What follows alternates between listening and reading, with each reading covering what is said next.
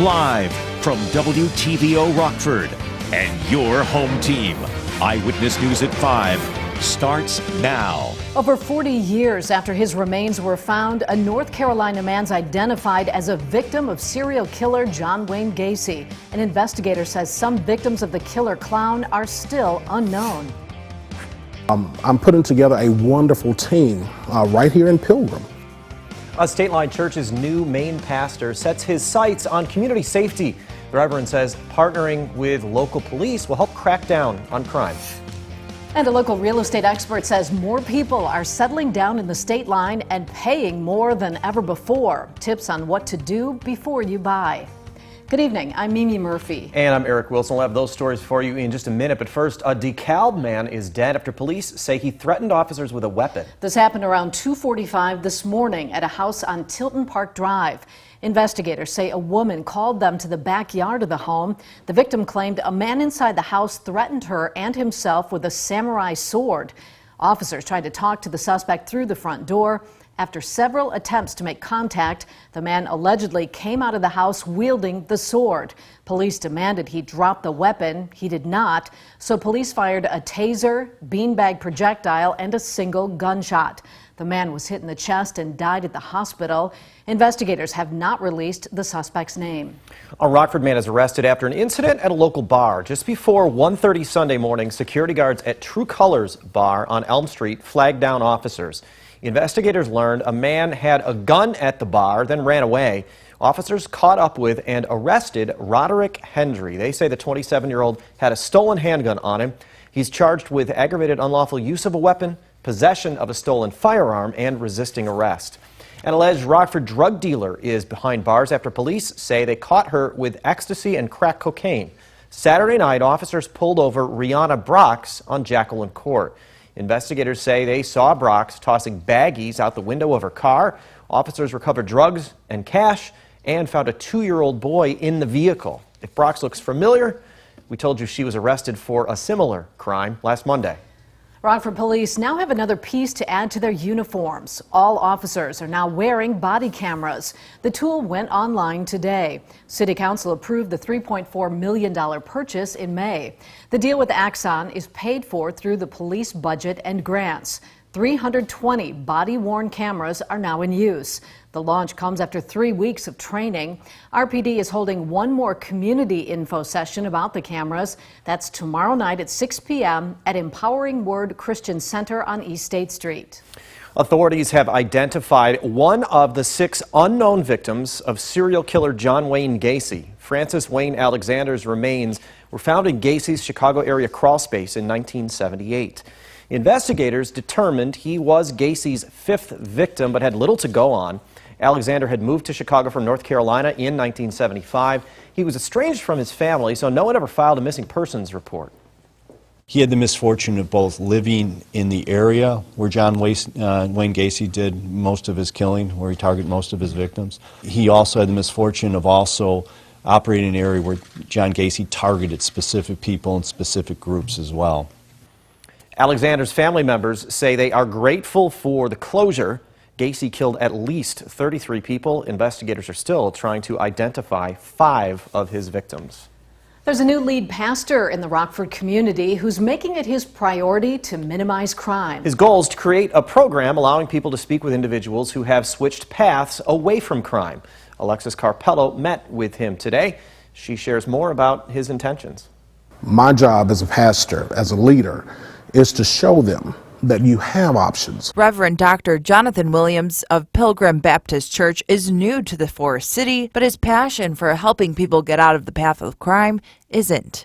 I found out one of the key reasons people commit crimes is because they feel like they have no other options. I believe in partnering with the local police department and sheriff's department, other agencies, because I believe that the church should be more than just a building. He's already met with Rockford Police Chief Carla Redd to talk about that sense of community. Wonderful conversation with her, and I pledged our support to see what we can do as a church to assist her and in her agenda to prevent crime.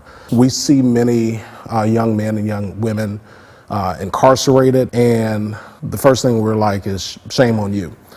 But what are we doing as a faith-based organization to assist the police in preventing those people from going into the system? A goal of Reverend Dr. Williams is to create a program partnering vulnerable teens and adults with peers who have seeked the life outside of crime. I just believe that a lot of times people are more comfortable with talking to someone who has gone down that same road and have overcome than they will for someone who has never been down there but may be educated. So therefore, I have some very talented people right here in our organization, in our church, that's assisting me in getting this agenda out there. Reporting in Rockford for your home team, I'm Alexis Carpello. Reverend Dr. Williams hopes to roll out the program by spring.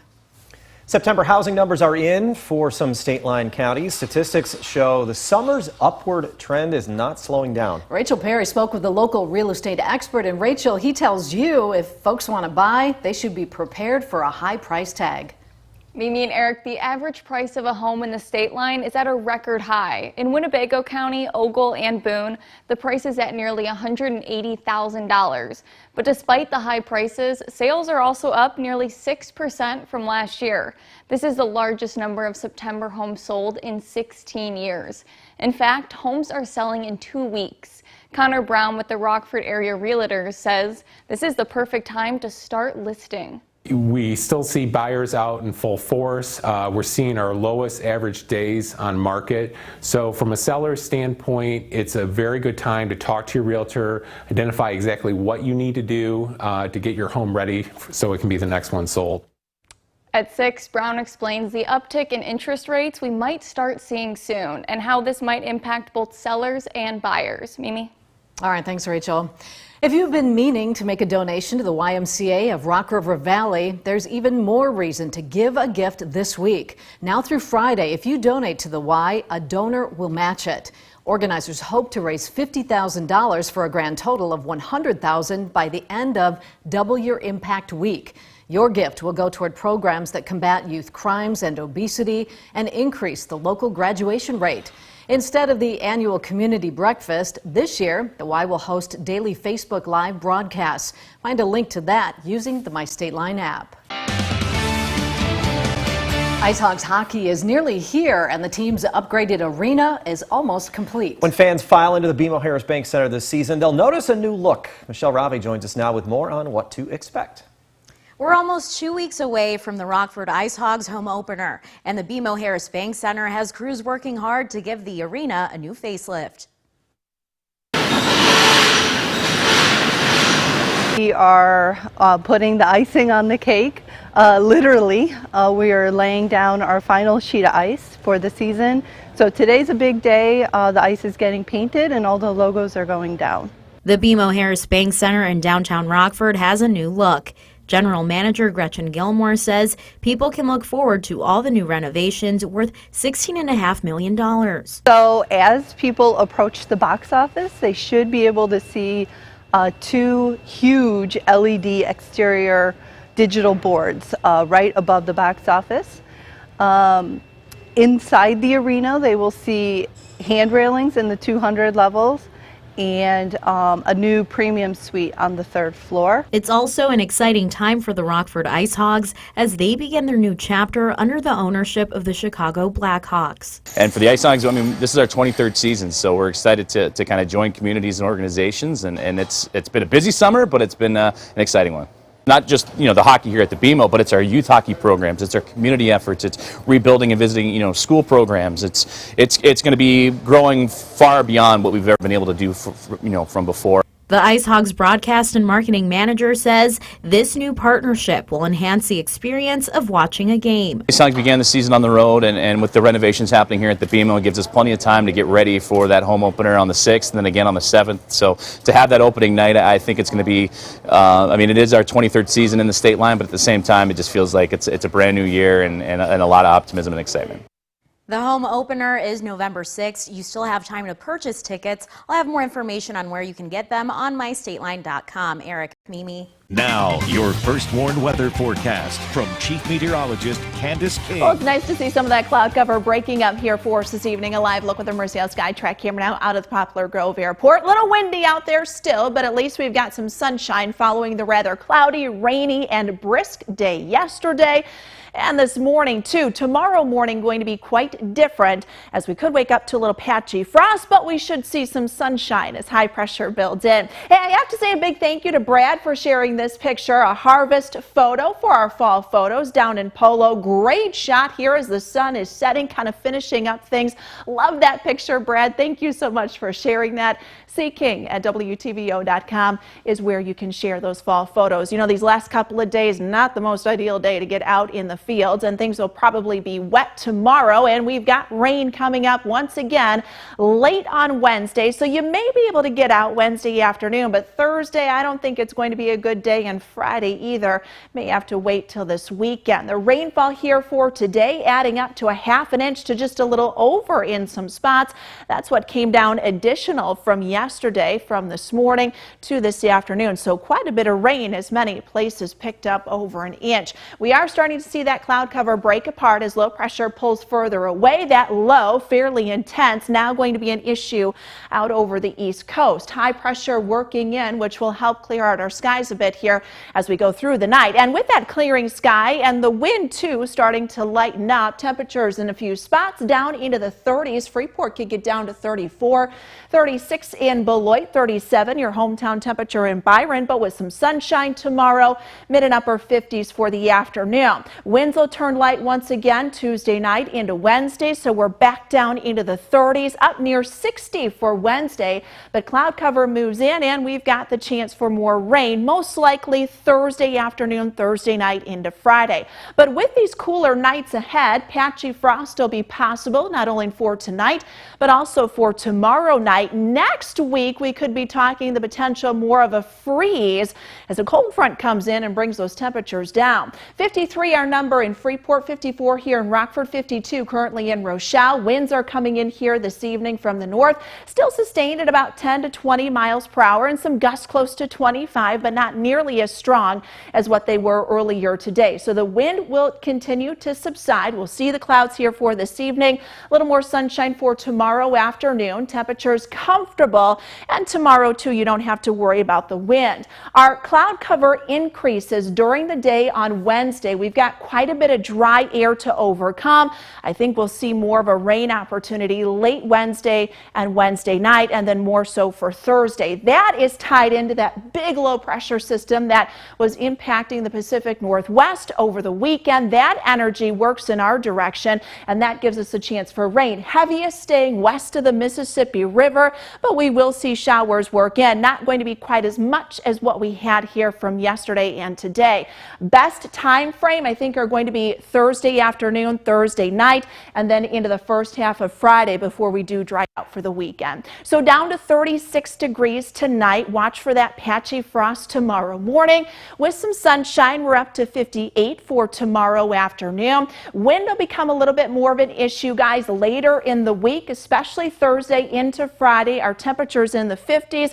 Halloween weekend, not bad, but that cold front comes in. That brings those numbers, guys, down into the 40s potentially for highs for the first week of November. Now, the Napleton Sports Desk with Sports Director Scott Leber. As if things could sink any lower for the Bears, they got more bad news this morning. Matt Nagy is tested positive for COVID-19. He was sent home from Hallis Hall when he got the news. Nagy did his Monday press conference from his car. He is vaccinated, so he could still coach this Sunday's game against the 49ers if he produces 2 negative tests 24 hours apart. Nagy says he feels fine, no symptoms. For the time being, special teams coach Chris Tabor is running the Bears meetings at Hallis Hall. 4 Bears players were on the COVID list last week. All these instances have caused the Bears to go into enhanced mitigation protocols for COVID. Every player and team employee must mask up in Hallis Hall, and each must be tested daily. The Packers have put receiver Davante Adams on the reserve COVID-19 list. Either he's tested positive or he's had close contact with somebody else who has. ESPN's Adam Schefter reports Adams has tested positive. Like Nagy, Adams must produce 2 negative tests in order to play Thursday night against the Cardinals. Packers defensive coordinator Joe Barry also is on the COVID list. He's out for Thursday night. The Packers have also gone into enhanced mitigation protocols. Look for more NFL and pro sports teams to hunker down, keep their distance from fans and reporters, and revert to all Zoom press conferences. The sports world now could look much more like it did a year ago than it did just a few days ago. Well, what are we to make of the Bears getting dominated at Tampa yesterday? What were we expecting? I didn't think it would be close, but I also didn't think the Bears would look that bad. The Buccaneers are probably the best team in the NFL right now. They're going to make a lot of teams look bad. So I tend to throw this game out the window. We know the Bears aren't in the Buccaneers class. Justin Fields fans, they say Fields is not the problem. Well, he's not the whole problem. He's not the biggest problem, but he's certainly part of the problem. He is not ready to read and react to sophisticated defenses to put pressure on him. He doesn't sense pressure. He doesn't secure the football well enough. I look for more teams to blitz and try to rattle Fields from here on out. And if you're looking for a silver lining for the Bears, it's this. They do have 3 wins, and the combined record of their first 7 opponents is 32-14. Take out the Lions' 0-7 record, and it's 32-7. And that lie to 3-4 record doesn't look quite so bad. But the Bears' offense, whoa. Candace will have our final weather check in a few seconds. But first, here's a look at what's to come on News Nation tonight. Tonight, the vaccine mandate hits the power grid, while one state could have longer blackouts because of the shot. Plus, a caravan of migrants headed towards the United States. Their aggressive message for President Biden. That's On Balance. Now here's a look at Dan Abrams Live. Thanks, Leland. Tonight on Dan Abrams Live. Will Alec Baldwin face criminal charges over that deadly film shooting? The new on-set details that could help him and how he might still be punished for this tragedy. That's coming up tonight on Dan Abrams Live. You can catch News Nation tonight on cable and satellite stations you see here. You can also head to newsnation.com. Dry skies for us tonight. The first warned interactive radar on mystateline.com. Temps in the 30s. Thanks, Candace. And thank you for spending some of your time with us. Stay safe.